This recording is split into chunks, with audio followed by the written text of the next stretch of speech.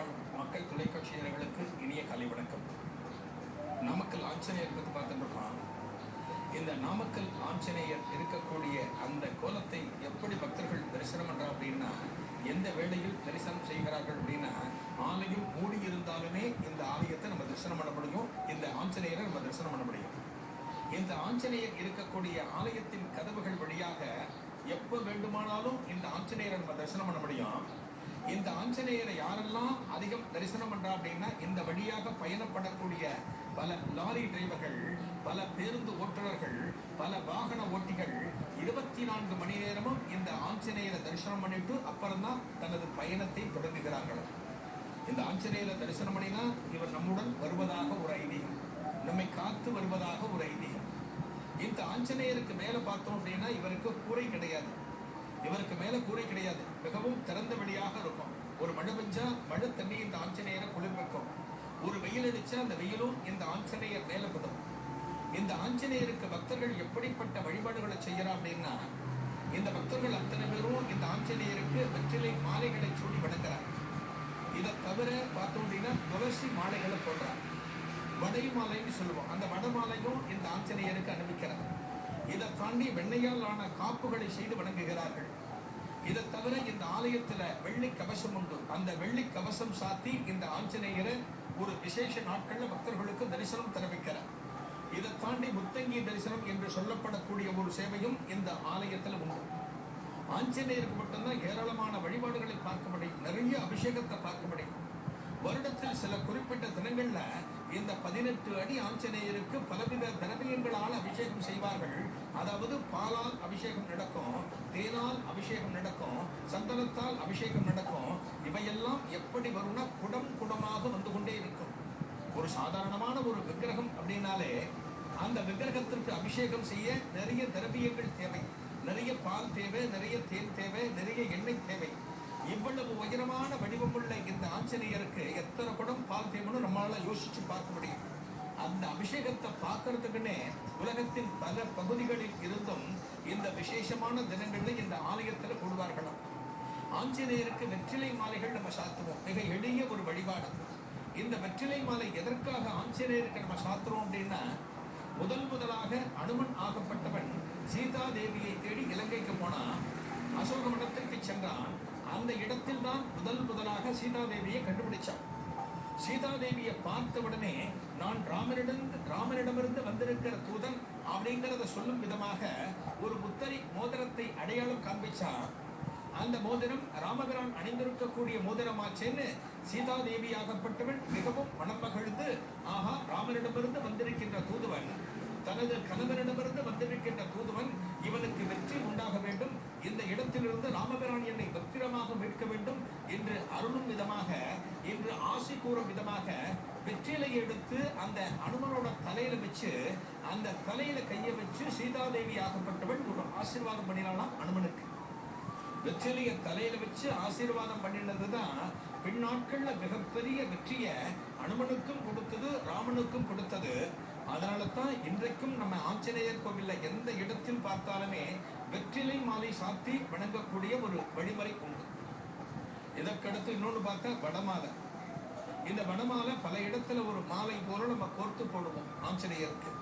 இந்த வடை மாலை எப்படி வந்தது அப்படின்னா, இந்த வடை செய்வதற்கு மிகவும் தேவையான தானியம் உளுந்து. இந்த உளுந்து எந்த தெய்வத்திற்கு பிரீத்தி அப்படின்னா, ராகு பகவானுக்கு மிகவும் பிரீத்தி உளுந்து. நவகிரகங்கள்ல ராகு பகவானை நாம் வணங்க வேண்டும் என்றால் உளுந்தால் ஆன பொருட்களை அந்த பகவானுக்கு சமர்ப்பித்தால், அந்த ராகு பகவானுக்கு சமர்ப்பித்தால் அவன் மனம் மகிழ்ந்து நம்மை ஆசீர்வதிப்பான். இந்த ராகுவுக்கும் இந்த அனுமனுக்கும் என்ன சம்பந்தம் அப்படின்னா, அதற்கும் புராணத்தில் ஒரு கதை உண்டு. இந்த அனுமன் குழந்தையாக இருந்த காலத்துல அஞ்சனைக்கும் வாயு பகவானுக்கும் அவதரித்தவன். இவன் குழந்தையா இருக்கும் போது இவரோட விளையாட்டெல்லாம் மிகவும் உக்கிரமாக இருக்கும் ஆஞ்சநேயருக்கு. ஏன்னா வாயு புத்திரன் அல்லவா, இவன் பாய்ந்து செல்லக்கூடிய வேகமும் இவனது ஓட்டமும் நடையும் யாராலும் பிடிக்க முடியாதான். ஒரு நாள் என்ன பண்ணிருக்கான், இந்த குழந்தையாகப்பட்ட அனுமன் வெளியில தவழ்ந்துருக்கான். வானத்தை பார்க்கிறது இந்த குழந்தை. வானத்தை பார்க்கும் போது அப்பதான் சூரிய பகவான் மெல்ல உதயமாகிறானா. அந்த உதயமாகின்ற சூரிய பகவானை பார்த்த உடனே ஏதோ செக்கச்செலேன்னு ஒரு பழம் இருக்கு போல இருக்கு, மேல இருக்கு. இந்த இந்த பழத்தை நாம் பிடிக்க வேண்டும், இந்த பழத்தை நாம் சாப்பிட வேண்டும் என்று குழந்தையான அனுமன் நினைத்து அந்த பழத்தை நோக்கி பறக்க ஆரம்பிச்சுதான் ஆகாசத்துல. அப்படி வேகமாக பறந்து செல்கின்ற வேகத்தை பார்த்து அனைத்து தேவர்களுமே கலங்க ஆரம்பித்தார்களா. அந்த தேவர்கள் அத்தனை பேரும் பயந்து போய் சொன்னார்களாம் இந்திரன் கிட்ட, ஆஹா இப்படி ஒரு குழந்தை பாய்ந்து கொண்டு வருகிறது சூரிய பகவானை நோக்கி, அந்த குழந்தை யாருன்னு தெரியலன்னு சொன்ன உடனே பிறகுதான் இந்திரன் விஷயத்தை சொல்கிறான், அவன் வாயு பகவானோட புத்திரன் அப்படிங்கிற விஷயத்தை சொல்றானா. இதே வேளையில அந்த சூரிய பகவானை நோக்கி ராகு என்கின்ற கிரகமும் போயிட்டு இருக்கான். ராகு என்கின்ற கிரகம் ஏன் போயிட்டு இருக்கு அப்படின்னா, ஒரு சூரிய கிரகணத்தை உண்டாக்குவதற்காக, அந்த சூரியனை விழுங்குவதற்காக இந்த ராகு பகவான் போயிட்டு இருக்காரா. இந்த ராகு பகவானை கடந்து இந்த குழந்தை மிகுந்த வேகத்துடன் செல்லும் போது ராகு பகவான் ஆச்சரியத்தோட பார்க்கிறார் அந்த குழந்தைய. அவருக்கும் விஷயம் புரிகிறது, இவன் வாயு பகவானோட புத்திரன்கிற விஷயம் தெரிகிறது. ஆஹா இப்பேற்பட்ட ஆற்றல் இந்த குழந்தைக்கு இருக்க, இவன் நிச்சயமாக மிகவும் வலிமை உள்ளவனாக எதிர்காலத்தில் விளங்குமா. அதனால என்னோட ஆற்றலை இவனுக்கு கொடுக்கணும். இவனை வணங்கினால் என் மேல் இருக்கின்ற தோஷங்கள் எனது பக்தர்களுக்கு நீங்க வேண்டும் என்று ஆசைப்பட்டு இந்த ராகு பகவான் நமக்கு ஒரு வரத்தை கொடுத்தாரா. என்ன கொடுத்தார் அப்படின்னா, எனக்கு உகந்த தானியமான உளுந்தை கொண்டு இந்த ஆஞ்சநேயருக்கு எவர் ஒருவர் வழிபாடு செய்கின்றாரோ, அதாவது இந்த ராகு என்பது ஒரு பாம்புன்னு நமக்கு தெரியும். என்ன உபாயம் சொன்னார் அப்படின்னா, இந்த உளுந்தை கொண்டு என் உடல் அமைப்பை போல, அதாவது வளைந்த அமைப்பை போல ஒரு மாலையை சமர்ப்பித்தால் நான் மிகவும் மனம் மகிழ்ந்து எனது பக்தர்களிடம் இருக்கக்கூடிய ராகு தோஷத்தை நான் எடுக்கிறேன் அப்படின்னு ராகு பகவான் சொல்லி, அதன் பிறகுதான் உளுந்தால் ஆன வடை மாலைய இந்த ஆஞ்சநேயருக்கு நம்ம அணிவிக்கக்கூடிய வழக்கம் இருந்தது. ஆஞ்சநேயருக்கு வடை மாலை அணிவிச்சா நமக்கு இருக்கக்கூடிய ராகு தோஷம் நீங்கும். ராகு பகவான் தோஷம் நீங்குவதோடு மட்டுமல்லாமல் அந்த வானில் நவகிரகங்கள் இருப்பதாக ஐதீகம் சொல்லிருக்க. நவகிரக தோஷமே நமக்கு நீங்கும். இந்த பகவானை மட்டும் நம்ம வணங்குறோம், அனுமனை வணங்குறோம் அப்படின்னா சிவனை வழிபட்ட ஒரு புண்ணியம் கிடைக்கும். ஒரு ராமதூதன் என்பதால் ராமனை வழிபட்ட ஒரு அம்சம் நமக்கு கிடைக்கும். வானில் பராசக்தி இருப்பதால ஒரு தேவியை வணங்கின ஒரு வழிபாடு, ஒரு ஆற்றல் நமக்கு கிடைக்கும். நவகிரகங்களை வணங்கின ஒரு பேர் கிடைக்கும். ராகு பகவான் இப்பேற்பட்ட தனியான ஒரு வரத்தை கொடுப்பதால நம்மிடம் இருக்கக்கூடிய ராகு தோஷமும் நீங்கும். இப்பேற்பட்ட வளங்களும் எங்கிருந்து கிடைக்கிறது அப்படின்னா, ஒரே ஒரு ஆஞ்சநேயரை வணங்கினாலே போதும். ஆஞ்சநேயர் மூர்த்தி பெருசு, அவரோட கீர்த்தியும் பெருசு. அதனால தான் இன்னைக்கு ஒரு அனுமன் ஜெயந்தி, ஒரு அனுமனுக்கு உண்டான விசேஷமான நாட்கள் பார்த்தோம் அப்படின்னா, ஆஞ்சநேயரோட சந்நிதியில அத்தனை பக்தர்களை நாம் பார்க்க முடியும். இத்தனை பக்தர்களும் விரும்புவது என்ன அப்படின்னா, மனசுல தைரியம், மனசுல நல்ல எண்ணங்கள், ஆஞ்சநேயர்கிட்ட இருக்கக்கூடிய கண்ணியம் எனக்கு வேணும் அப்படிங்கிறது மட்டும்தான் இத்தனை பக்தர்களது ஒரு வேண்டுகோளும்.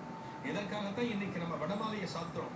வெற்றிலை மாலையை பார்த்தோம், வடமாலையை பார்த்தோம். இங்க உளுந்தாலான வடமாலையை சாத்துவோம். நம்ம வடக்க போனோம் அப்படின்னா வடக்கையும் அனுமனது பக்தர்கள் அதிகமாக உண்டு. அவர்கள் என்ன செய்வார்கள்னா, அனுமனுக்கு மிகவும் உகந்ததாக அங்கே கருதப்படுவது ஜாங்கிரி என்கின்ற இனிப்பு பண்டம். இந்த ஜாங்கிரி மாலையை அனுமனுக்கு சாத்துவார்கள். இந்த ஜாங்கிரியும் எதனால் ஆனது அப்படின்னா உளுந்தால் ஆனது. இந்த உளுந்தாலான பொருட்களை இந்த பகவானுக்கு நம்ம சமர்ப்பிக்கணும், ஆஞ்சநேயருக்கு சமர்ப்பிக்கணும். இதை எடுத்து வெண்ணெய் காப்பு ஒன்றை நம்ம பார்க்க முடியும். இந்த வெண்ணெயை ஆஞ்சநேயரின் உடல் மேல அழகாக ஒரு ஆபரணம் போல நல்ல தீட்டி வச்சிருப்பார். பார்த்தாலே இந்த வெண்ணையை பார்த்தாலே ஆனந்தமாக இருக்கும். வெண்ணெய் காப்பிட்டு ஆஞ்சநேயரை நம்ம தரிசனம் பண்ணி மனமுருகி நம்ம தரிசனம் பண்ணினா அந்த வெண்ணையானது எப்படி உருகுமோ அதே போல அனுமனது மனமும் உருகி நமக்கு அருள் கிடைக்கும்னு சொல்லுவார். இந்த வெண்ணெய் காப்பு ஏன் செய்யப்படுகிறது, எதற்காக செய்யப்படுகிறது என்பதை நாளைய நிகழ்ச்சியில் காணலாம். நன்றி.